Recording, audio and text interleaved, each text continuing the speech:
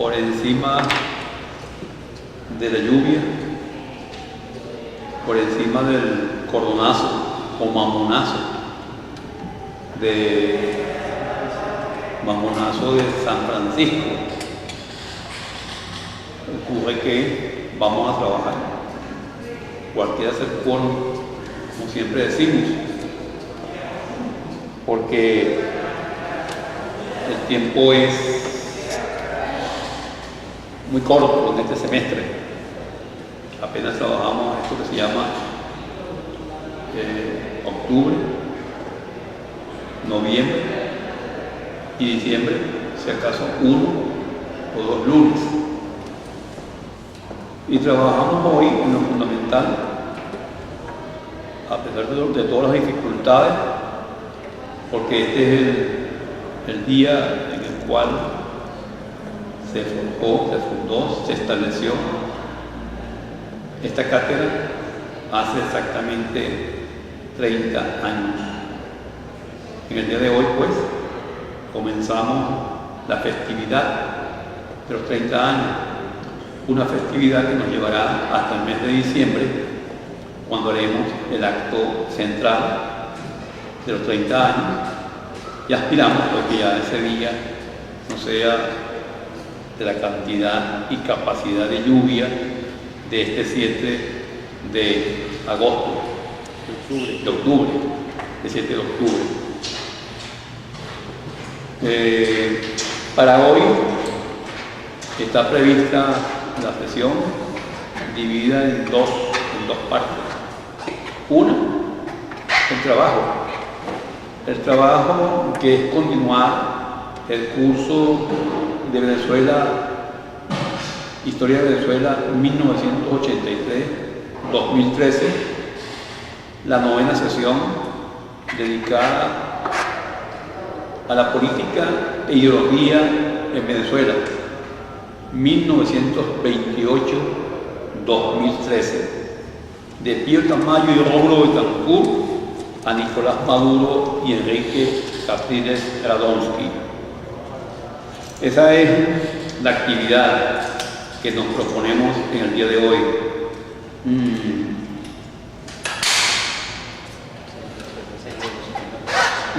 El mecanismo será ya conocido, es decir, una exposición que intentaré que sea lo más breve posible, una discusión que también intentaremos que sea lo más breve posible para desocuparnos lo antes posible y pasar al segundo punto del orden del día, que es el brindis por los 30 años de la Cátedra Pío Tamayo de esta Universidad Central de Venezuela.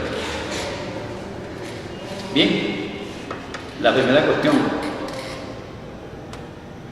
política e ideología en Venezuela en el periodo 1928-2013. Dejo a un lado los antecedentes en lo político e ideológico que tengan que ver con el siglo XIX. No toco aquel periodo de conservadores y liberales, es decir, de liberales y liberales, o liberales liberales y liberales conservadores, como alguien dijo, del siglo XIX. Todos esos antecedentes de liberalismo, o si ustedes quieren mejor, de liberal positivismo, los vamos a ver establecidos con mucha claridad, con mucha certidumbre en el siglo XX venezolano. Porque el siglo XX venezolano, en lo político e ideológico, reproduce buena parte del pensamiento político, del pensamiento ideológico, de la acción ideológica del siglo XIX. De modo que en 1928 se produce lo que podríamos llamar la primera gran insurgencia política e ideológica de nuevo signo. Ya a principios del siglo específicamente en el comienzo de la segunda década, había habido algunas manifestaciones concretas de nuevas ideas, encabezadas fundamentalmente por los hermanos Machado, Gustavo Eduardo Machado y Salvador de la Plaza. Estos, como ustedes saben, debieron salir exiliados, son de los primeros exiliados del gomecismo, y no hay ninguna otra manifestación política ideológica hasta el febrero de 1928. ¿Qué ocurre en ese momento de febrero del 28? Allí vamos a conseguirnos nosotros con dos expresiones muy concretas. En un comienzo hubo una sola expresión, que es la expresión que vamos a llamar ideológica y política de avanzada. Es decir, este conjunto, esta comunidad de estudiantes fundamentalmente, estaba unida por una idea y por una aspiración ideológica que es el marxismo. La corriente marxista está encarnada en José Pío Tamayo. Y es la persona que viene a influir en el movimiento estudiantil y que viene a crear un nuevo clima, un nuevo debate, un nuevo impulso en las ideas. Hasta este momento, lo que se conoce, insisto, es el liberalismo clásico y el positivismo, el liberal positivismo. No hay otra corriente de idea vigente en Venezuela. Pues bien, vale la pena detenerse en explorar quién es, de dónde viene, por qué viene Pío Tamayo. Pero vamos a hacer primero el cuadro general hasta la actualidad, rápidamente las pinceladas, y después nos vamos a Pío Tamayo, aun cuando después también podamos irnos, aunque sea en otra sesión, a Rómulo Betancourt, para tomar a Rómulo Betancourt desde el 28 hasta el día de hoy. Pues bien, ese año 28, como ustedes saben, es la primera manifestación abierta, concreta, contumaz que hay contra el mandato de Juan Vicente Gómez. Hasta ese momento, señores, no había habido ninguna manifestación abierta, concreta, específica contra el gomecismo. Ese febrero del 28 da pues inicio a esta protesta. Una protesta que surge por la influencia básicamente de Pío Tamayo, porque lo que estaba planteado al inicio era simplemente celebrar los carnavales. Una semana de estudiantes que se reunía con un carnaval, más nada. Y como cuestión estratégica, también tenían recoger fondos para crear la casa del estudiante. Más nada. Ahí no había ningún otro planteamiento. Pero ocurre que hay un hombre que ha regresado en el año 27, ha regresado al país y que ha regresado con una misión muy clara y específica que le ha puesto la Internacional Comunista. Y esto es, la misión es venir a conspirar contra el gomecismo. Ese hombre, ese muchacho, es Pío Tamayo, que es el mayor de los jóvenes que están ahí presentes. Pío Tamayo ha nacido en el 1998, en el 98, que es el mismo año, por cierto, en que nace Salvador de la Plaza. Pues bien, en ese momento, este hombre, este muchacho de 30 años, en el 28 tiene 30 años, este muchacho es el mayor de todos los que están ahí presentes y es que tiene más experiencia política. Luego veremos por qué, lo veremos específicamente. Comienza a hablar, a comunicarse con gente como Raúl Leoni o como Andrés Blanco, A Andrés Eloy Blanco lo había conocido en el exterior y habían hecho migas.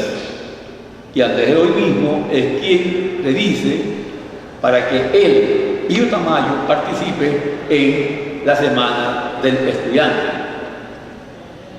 Pío Tamayo le parece interesante la oferta y comienza a relacionarse con los participantes en el evento y a insistir e incidir para que el acto tome un cariz que no sea exactamente ese del festejo, del simple festejo, sino que sea una actividad de orden político. Ya veremos en un momento qué fue lo que ocurrió en ese evento.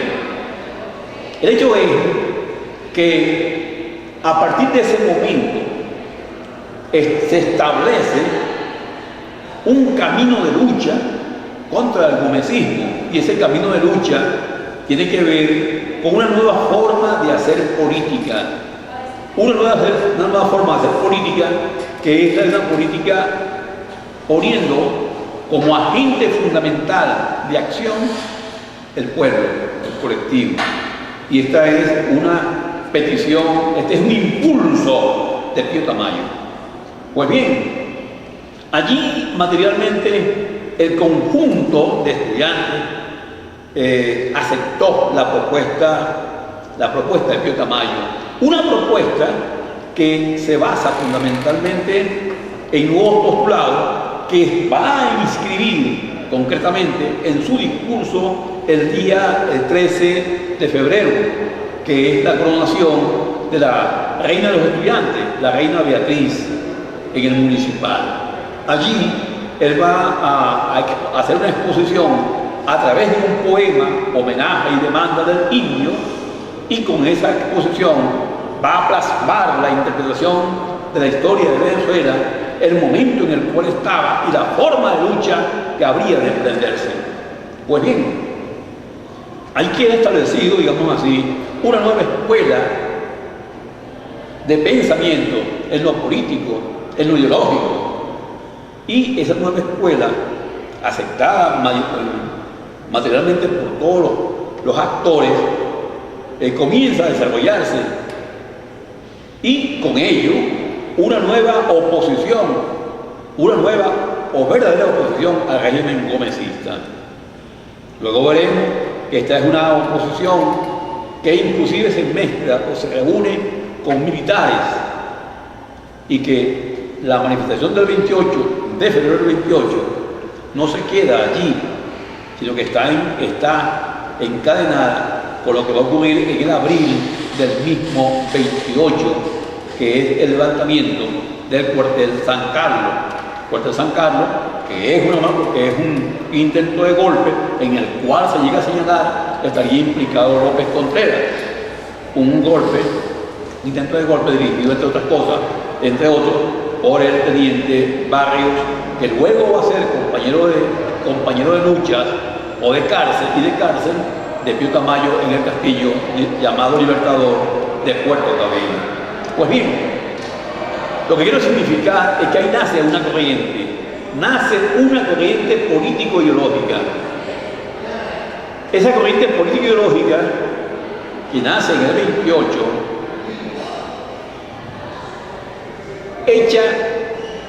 hace una primera división en el año 31, cuando Rómulo Betancourt y otros miembros del 28 se reúnen para proclamar el Plan de Barranquilla.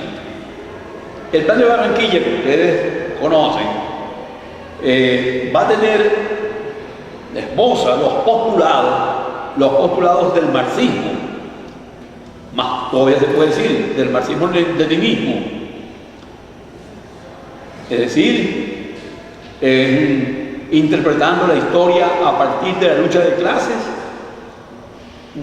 a partir de la necesidad de una revolución, del cambio de estructuras económicas y sociales. En fin, el esquema marxista está en el Plan de Barranquilla, que ustedes pueden consultar en cualquier de los medios a la mano.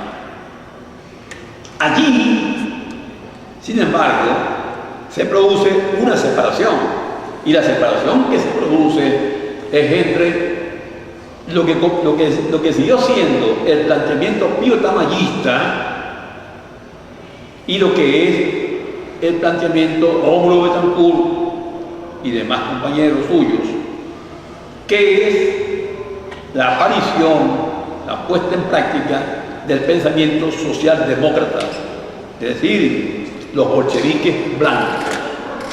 Mientras Pío Tamayo podía decirse inicialmente, aunque veremos luego que hay bemoles, que es el bolchevique rojo, Rómulo Betancourt y compañía van a ser los bolcheviques blancos, entendiendo que si bien es cierto que está planteado en Venezuela una revolución, esta no puede intentar hacerse a partir de la lucha de clases ni a partir de la violencia, sino que hay que procurar que haya un desarrollo gradual, evolutivo, que conduzca a los cambios estructurales. De modo pues que tenemos ese postulado socialdemócrata, y esta socialdemocracia tiene la virtud, si así puede decirse, de que va a llenar el cuadro político venezolano, llena el cuadro político venezolano materialmente hasta el día de hoy, porque en general la política venezolana es una política de la socialdemocracia.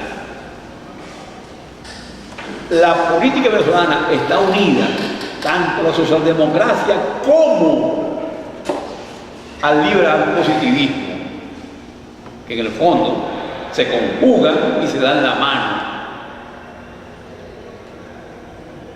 Es decir, ya la socialdemocracia deja a un lado el marxismo como entidad propia, como entidad, lo que se llamaría la ortodoxia marxista, lo deja a un lado. Y simplemente tienen el marxismo una especie de inspiración para algunas cosas, pero podando la teoría marxista del centro, el meollo, lucha de clases, por una parte, y por la otra, quitando el factor revolución. Y finalmente quitando el factor violencia. Violencia como palanca fundamental para el cambio histórico. Es decir, es revolución en el caso de los bolcheviques rojos, el marxismo, y la evolución, la paz, el entendimiento, la concordia, en el caso de los bolcheviques blancos o la socialdemocracia. Pues bien, eso es aquí en el año 31, cuando comienza esa separación. Esa separación ya hace posible que la socialdemocracia esté pendiente de la política para buscar posiciones fundamentalmente, no para buscar transformaciones, sino para buscar posiciones. Y esto, vayan pensándolo, porque se va a reproducir o se está reproduciendo en el día de hoy, para buscar posiciones. De modo que 5 años después, a la muerte de Gómez, el 35, diciembre del 35, la socialdemocracia no está pensando en cambios radicales, está pensando en cambio evolutivo, en arreglos, acuerdos. Y justamente el año 35 y 36 son años de acuerdos, de pactos, negociaciones. La primera negociación fue con López Contreras, como dijimos la vez pasada, buscando justamente que López Contreras simplemente se convirtiera en presidente, apoyado por todos, en tanto en cuanto López Contreras venía a ser como un poco el salvador del momento llamado por algunos históricos, que es la muerte de Gómez. Pues bien, la idea era que en ese periodo de la transición que comenzaba López Contreras, la socialdemocracia encabezada por Rómulo Betancourt pudiera prepararse para lo que andaba buscando, un cambio en el poder, un cambio en el poder que pudiera aventar la corriente socialdemócrata hacia el mando poder. Esta conspiración se reúne con los militares, así como el 28 en sentido estricto está unido a un intento golpista. Vean ustedes que la tal unidad cívico-militar no es nada nuevo. El 28 está unido a esa manifestación que se va a dar ya el 7 de abril, intento de golpe. Asimismo, ahora, a la hora de la muerte de Gómez, los conspiradores encabezados por Rómulo Betancourt se reúnen con la nueva escuela militar. Y esa nueva escuela militar, encabezada por Marcos Pérez Jiménez, Llovera Páez y Delgado Charbot, esta nueva escuela militar fundamentalmente entiende que es posible y productivo hacer un pacto, una negociación con los políticos para producir algún cambio distinto, un cambio en Venezuela que produzca otra historia. Este es el pacto que van a hacer Pérez Jiménez por una parte y Rómulo Betancourt por otro, para acabar con el régimen de Medina Angarita, lo cual ocurre el 18 de octubre de 1945. La socialdemocracia había arrastrado a un grupo de militares que no tenían militancia política ni ideológica, sino simplemente eran factores militares que no tenían posición política, sino llenos, en todo caso, de aspiraciones, por no decir ambiciones. Pues bien, lo que sigue es muy claro en cuanto a las diferencias que se presentan en forma inmediata entre la nueva escuela militar. No se olviden que está ahora, lo que está en el tapete, son los nuevos militares que han surgido de la nueva escuela militar. La nueva escuela militar que había sido fundada por Gómez en 1909 y que se restableció en tiempo de López Contreras.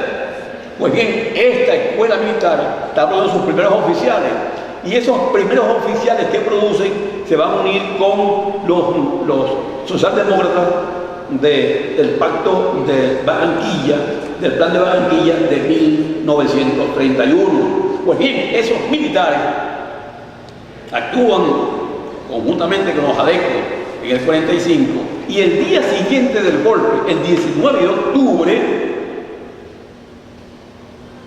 se separan. Se separan por una razón muy sencilla. Es lo que me dice Pérez Jiménez. El día siguiente nos separamos, pues cuando se comenzó a establecer gobierno, los adecos sacaron todas sus ambiciones y todo el poder, todo el mando poder para ellos. Entonces nosotros le dijimos: quédense con todo, y nosotros pasamos a la oposición.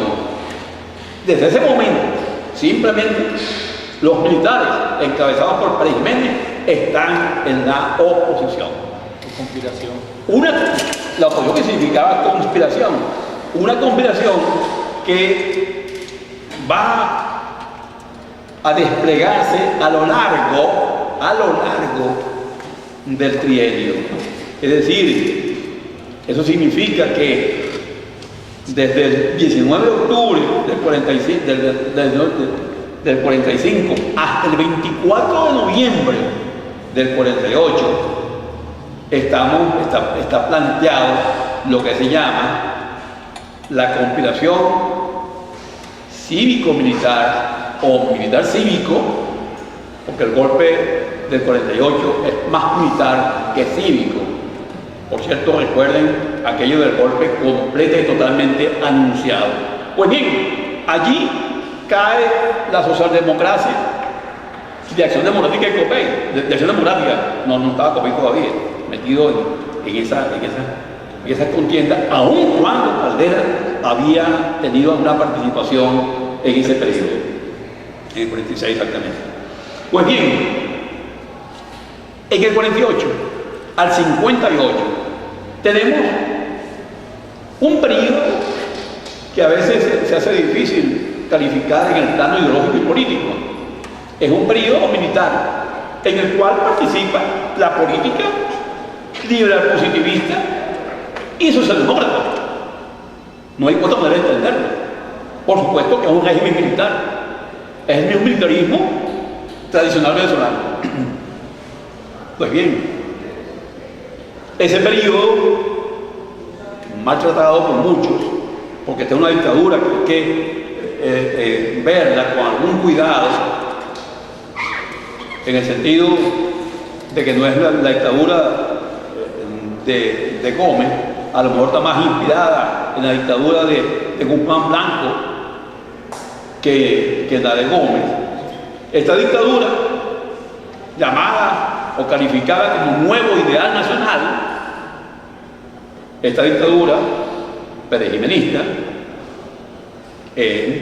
socialdemocracia, con militarismo, con liberal positivismo. Muchos han dicho, han señalado a Pérez Jiménez como desarrollista. Yo en mi libro le pregunto a Pérez Jiménez, el presidente, me dicen que usted en su gobierno fue un desarrollista. Y me dice Pérez Jiménez, ¿usted me puede hacer el favor, profesor, de decirme qué es eso? Le explico más o menos. Y me dice, bueno, hoy me entero que mi gobierno fue eso que usted dice, desarrollista. Yo eso no sé nada. Pero bueno, presidente, usted supongo que conocedor de las viejas doctrinas políticas e ideológicas. No.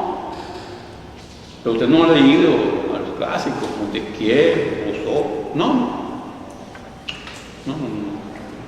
Y entonces usted, ¿de qué se nutre? ¿De qué se surge? ¿Cuál es? Bueno, mira, yo lo que consumo permanentemente es este material. Déjenme ver, general. Selecciones.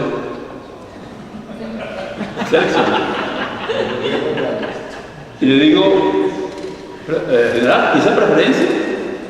Me dice simplemente, porque están todos los datos que yo necesito para interpretar la realidad latinoamericana y venezolana. ¿Cuál es la población? ¿Cuál es el ingreso? ¿Cuáles son los grupos sociales? ¿Cuáles son los problemas que están? Que me los enumeren. Y yo interpreto. Yo no me voy a poner, yo no tengo tiempo para ponerme a estudiar eso que me está diciendo, ese poco de libro, poco de clásico, no. Oye, presidente, pero usted va a hacer un discurso, por ejemplo. ¿Quién le dijo a usted, profesor, que un presidente es para hacer discursos? Hágame el favor, profesor. Un presidente tiene sus escribientes y los llama y les dice, mire, hoy voy a decir un discurso con las siguientes líneas maestras. Le da las 4 o 5 líneas maestras y le dice, el discurso me lo trae a las 4 de la tarde para corregirlo, porque tengo locución presidencial a las 8 de la noche. Se iban los escribientes encabezados por el doctor Rafael Pinzón en la mañana, a las 4 estaban en mi despacho con el discurso, lo corregía, se los mandaba a pasar de nuevo y a las 8 daban la locución. De modo que un presidente no es para escribir discursos. ¿Quién dijo eso? Por cierto que, para terminar el paréntesis, eso me lo unía a la forma como él planificaba la política, que es igual a como él planificó, por ejemplo, su casa en España, en Madrid, La Moraleja. Su casa en La Moraleja, que él califica como la casa más cómoda y funcional del mundo, la planificó él, que tiene pisos hacia abajo, pisos hacia arriba, salidas hacia la autopista, túnel antiaéreo, etc. Todo eso fue planificado exclusivamente por él. Pues bien, este tiempo hay que estudiarlo más en profundidad. Hasta ahora le hemos pasado un poco por encima. Bueno, algunas otras figuras y la vieja historia han ensombrecido mucho la visión de este tiempo. De modo que cuando se llega al año 58, específicamente al 23 de enero, mucha gente piensa que se está en presencia de una nueva historia, que atrás quedó el oscurantismo una vez más. Si Gómez dejó atrás el oscurantismo, Pérez Jiménez también deja atrás el oscurantismo y ahora comienza la luz de la democracia representativa. Pues bien, cuando vamos a ver lo político y lo ideológico, nos conseguimos con que el 58 se restablece el liberal positivismo, el mismo liberal positivismo del siglo XIX. Salvo que ahora se me quiere decir que ese liberal positivismo está ligado específicamente a la democracia representativa y que el militarismo ha pasado a un segundo plano. Es decir, que hay una nueva realidad. Una nueva realidad. Pues bien, señores, a esta altura quede claro que en materia